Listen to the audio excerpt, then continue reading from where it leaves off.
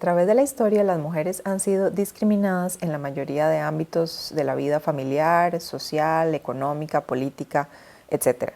En los últimos años, diversos grupos han puesto en la discusión que una de las formas en que se ve esta discriminación es en el uso del lenguaje.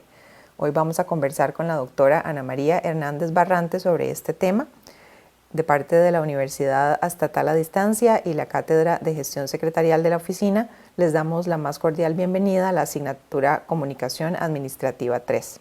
Mi nombre es Carolina Arias Núñez y le doy la bienvenida a Ana María. Gracias por acompañarnos. Encantada de estar aquí y compartir con el estudiantado del curso.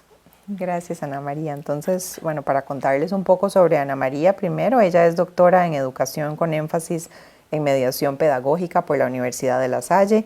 También estudió Teología y Pedagogía de la Comunicación en la Universidad Nacional. Ha sido investigadora del Instituto de Estudios Sociales en Población, también de la UNA, y directora del Centro de Educación y Promoción Nosotros, el cual desarrolla procesos de capacitación, mediación pedagógica, investigación social y promoción social, institucional y organizacional. Entonces, Ana María, para empezar a conversar sobre el tema del lenguaje inclusivo, me gustaría leer un fragmento de la carta al lector con que empieza su libro, que este es su libro, se llama Se nombra, se incluye, guía para el uso incluyente y no sexista del lenguaje. Entonces, vamos a leer un fragmento de esta carta al lector. Sofía es una niña que recién ha entrado al kinder. Su maestra la describe alegre, muy dueña de sí misma, reflexiva sin dejar de lado su condición de pequeña juguetona y hablantina. Me cuenta su maestra que un día invitó al grupo a salir al patio de la escuela, pues iban a participar en un acto cívico. Ella dio la indicación a la clase de la siguiente manera. La directora ha pedido que todos los niños salgan al patio. Por favor, salgan en orden. Y se paró en la puerta para ver salir a sus estudiantes. Cuando aparentemente todo el estudiantado se había desplazado, vio a Sofía en su asiento con cara de no entender lo que estaba pasando, por lo que preguntó: Sofía, ¿qué pasa? ¿Por qué te quedas sentada? Vení, vamos al patio. Pero Sofía, manteniendo la cara de no entender, le respondió: pero niña, usted dijo que salieran los niños, no mencionó a las niñas. Entonces, Ana María, ¿podría explicarnos por qué empieza su libro con este pasaje de Sofía y qué quiere representar con ello? Bueno, esta es una historia real. Sofía es una niña que conozco, ¿verdad? La hija de una compañera. Y yo creo que este relato refleja algunas cosas importantes que tenemos que tomar en cuenta cuando reflexionamos sobre el lenguaje y el lenguaje incluyente. Es curioso porque no solo Sofía no era la única niña en el grupo, las otras niñas no se sintieron aludidas, ¿verdad? No tuvieron problema, es Sofía. Esto nos lleva, por un lado, a que cuando usamos el genérico masculino, muchas veces se invisibiliza, se oculta, se esconde realmente la presencia de las mujeres, ¿verdad? Este es uno de los elementos. Y entonces es importante, y lo plantea Sofía, decir, ¿y yo qué? ¿Verdad? Yo también estoy aquí. Por otro lado, este manejo, que todos los niños salgan a la escuela, al patio, perdón, da para ambigüedades, ¿verdad? Para confusión. ¿Estoy incluida o no estoy incluida? ¿Verdad? Recuerdo siempre un profesor que tuve, muy querido, que él decía: yo estoy dando una conferencia y en el salón hay hombres y mujeres. También por ahí están cerca los baños. Y yo estoy diciendo, los hombres tienen derechos, para poner un ejemplo. Y las mujeres tienen que entender que ellas también. pero detrásito está un rótulo en cada baño que dice hombres y mujeres. Ahí no están incluidas, ¿verdad? Entonces, tener siempre que estar discerniendo cuándo sí y cuándo no. Por otro lado, al ser la referencia en el lenguaje los hombres, se está sobreidentificando a los hombres y no así a las mujeres, que más bien hay una subidentificación, llevándolas a que presenten un papel secundario, no están ahí por derecho propio, sino más bien en referente al varón. Algo que también se recoge en este relato es que como posiblemente cuando yo era niña decían los niños y yo no iba a reclamar, ¿verdad? Pero el tiempo ha ido cambiando, los contextos han ido cambiando, la conciencia ha ido cambiando y entonces esto nos lleva a que el lenguaje también tiene que ir cambiando, porque el lenguaje va a representar la realidad y las relaciones, pero también recoge lo que la realidad está mostrando. Ana María, y usted nos cuenta en el libro que la base de este uso excluyente y sexista, digamos, del lenguaje es la cultura patriarcal. Entonces, ¿podría explicarnos más sobre esta cultura? La cultura patriarcal es un sistema de valores, de creencias, que en este caso presenta al hombre como referente, ¿verdad? Es el referente para. Es aquello cuando el niño le pregunta a la maestra, niña, ¿cómo se construye en el lenguaje lo femenino? Y entonces la maestra le dice, cambiando la O por una A. Ah, ¿y cómo se construye el masculino? Ah, no, ese siempre ha estado, ¿verdad? Entonces es la idea de que lo masculino es lo naturalmente construido y es el referente, poniendo a las mujeres en condición de subordinación, muchas veces de exclusión, de discriminación, de ocultamiento. Ana María, ¿y usted plantea la perspectiva de género para empezar a cambiar esta visión, ¿verdad?, de las relaciones y del lenguaje? Entonces, ¿a qué se refiere con perspectiva de género? La perspectiva de género es una forma de mirar. O sea, yo me pongo unos anteojos que me permiten mirar de una determinada manera. Si yo me pongo unos anteojos con mis lentes, no sé, oscuros, negros, pues yo voy a ver más oscuro. Entonces la perspectiva de género es una mirada. ¿Cuál es esta mirada? En que yo puedo reconocer que hay una relación distinta entre hombres y mujeres, socialmente construida, ¿sí? Y que esta relación pone a las mujeres en roles menos valorados y a los hombres sobrevalorados.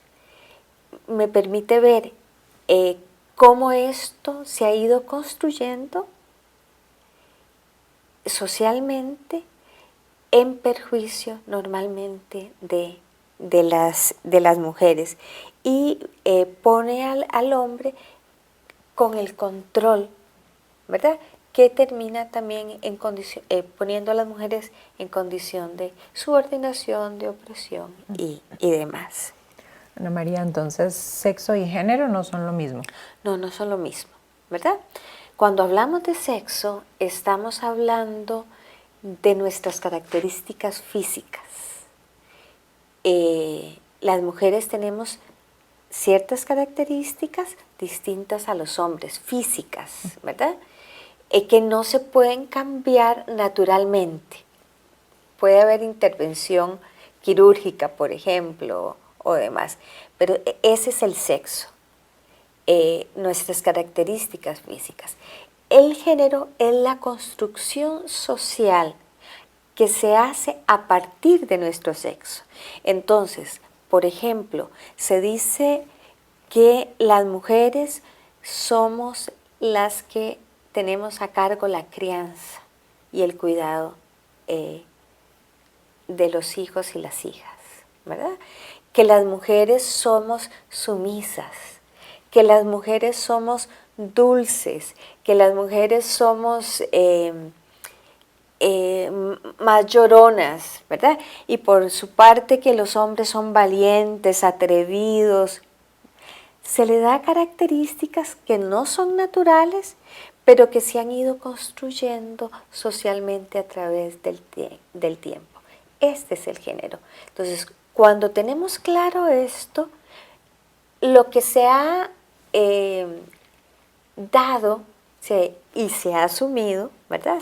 Se da y lo asumimos como natural sin serlo. Esto se puede cambiar. El género puede cambiar porque es una construcción social. La gente habla de género como si se hablara de sexo, pero no, ¿verdad? Entonces, el género es posible transformarlo y se puede transformar de acuerdo a las circunstancias. No es lo mismo lo que vivieron mi abuelita, mi mamá, que lo que viví yo o lo que pueden vivir nuestras hijas y nietas. Ana María, hay como una discusión entre la norma, digamos, del español y lo que plantea el lenguaje inclusivo, ¿verdad? Según la Real Academia Española, por ejemplo, decir los ciudadanos y las ciudadanas, los niños y las niñas es artificioso e innecesario desde el punto de vista lingüístico, ¿verdad? Porque el genérico masculino designa la clase, o sea, todos los individuos de la especie, todos los ciudadanos mayores de edad tienen derecho a voto. La mención explícita del femenino solo se justifica cuando la oposición de sexos es relevante en el contexto. Por ejemplo, el desarrollo evolutivo es similar en los niños y las niñas. Según la Real Academia Española, la actual tendencia al desdoblamiento indiscriminado del sustantivo en forma masculina y femenina va contra el principio de economía del lenguaje y se funda en razones extralingüísticas, o sea, más sociales, por ejemplo. Deben evitarse esas repeticiones, eso es lo que ellos dicen, que generan dificultades sintácticas y de concordancia. ¿Verdad? Para ellos es incorrecto emplear el femenino para aludir conjuntamente a ambos sexos. Los alumnos es la única forma correcta de referirse a un grupo mixto. Entonces, Ana María, hay un choque entre esta visión incluyente y no sexista del lenguaje que usted plantea y la norma del español que plantea la Real Academia, por ejemplo. Yo lo que puedo señalar aquí es que, primero, el lenguaje incluyente no es usar las, no es usar las trabajadoras y los trabajadores, ¿verdad? Trasciende. Insisto, es una concepción, es una mirada que permite el reconocimiento, el hacer visible a mujeres y hombres. Porque si los hacemos visibles en el lenguaje, los hacemos visibles en la realidad. Además, facilita la construcción de relaciones más igualitarias, más equitativas, más de igualdad, ¿verdad? Entonces, más allá de los y las y de las repeticiones, que hay muchas maneras de no hacer la repetición, es que podamos asumir conscientemente y reconocer que hay mujeres y hombres, pero no solo, ¿verdad? Hay personas con discapacidad, hay personas de distintas etnias, hay personas con distintos gustos. O sea, el mundo es diverso y por lo tanto la forma en que nos expresamos, ya sea a través de la palabra dicha, escrita, como también a través de las imágenes, tiene que reflejar esa realidad. Pensemos, por ejemplo, en las imágenes. Muchas veces, si vemos muchos de los anuncios, se usa imágenes de mujeres altas, delgadas, blancas, rubias, ¿verdad? Pero también hay, y estamos pequeñitas, morenas, indígenas, negras, negros, ¿verdad? Es reconocer, es incluir a las distintas poblaciones, y en el caso del tema del lenguaje no sexista, es que podamos hacer visible también a las mujeres, y no tanto, es un asunto de visión, es de concepción, más que de un mero formalismo de escribir de una manera determinada. Ana María, este curso es de comunicación, entonces, ¿qué técnicas podemos darles a los y las estudiantes para que apliquen este lenguaje inclusivo y no sexista cuando escriben, cuando hablan? Ok. Ejemplos. Si yo digo, la señora de Saborío, para poner ese ejemplo, yo estoy diciendo, en el fondo, que la señora pertenece al señor Saborío, ¿verdad? Un ejemplo importante es el reconocimiento.